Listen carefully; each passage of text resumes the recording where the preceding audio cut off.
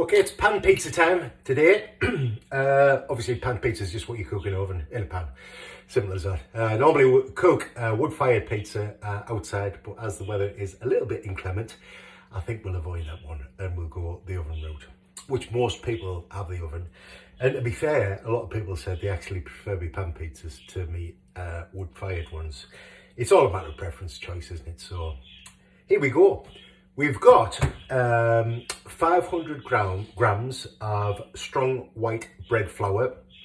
The protein content is quite important in this one. It's 12.5%, which is strong white flour.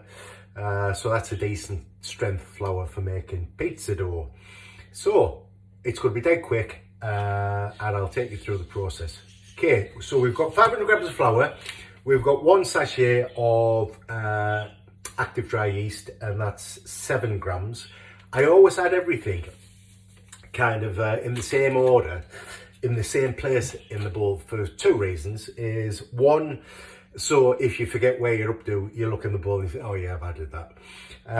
And number 2, things like yeast and salt don't go together when you're mixing them directly, because salt kills yeast. So we get into the habit of separating where we put the salt in the bowl. So I put that the opposite end of the bowl.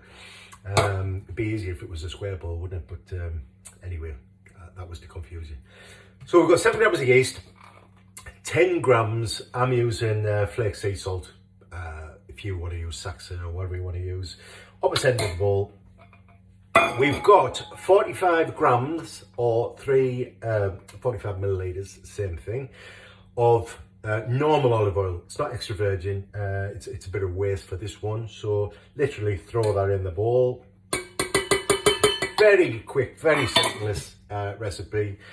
And the last thing we've got is 330 mils of cold water. The reason we're using cold is when we actually mix in a mixer, it actually generates heat through friction. I'm not going to go into a physics or science lesson or anything like that, because I didn't do very well at school myself.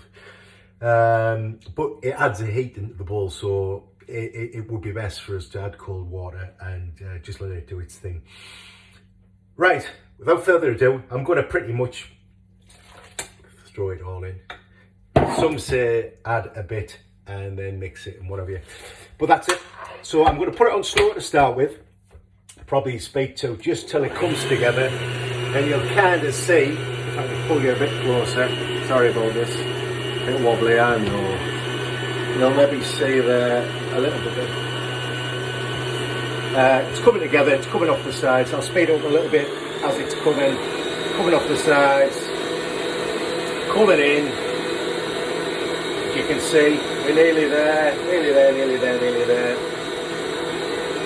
So that's on about 2/3 of the speed. It's doing its thing, incorporating, and that's it. The last little bit of flour is going to disappear. I'd normally watch it till the flour disappears, just to make sure it goes in.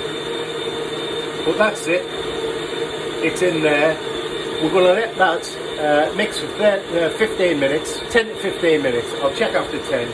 It'll probably go for 15, and then that's good. So I'll see you back in 10 minutes and we'll have a look, or 15 minutes when it's done. So see you soon.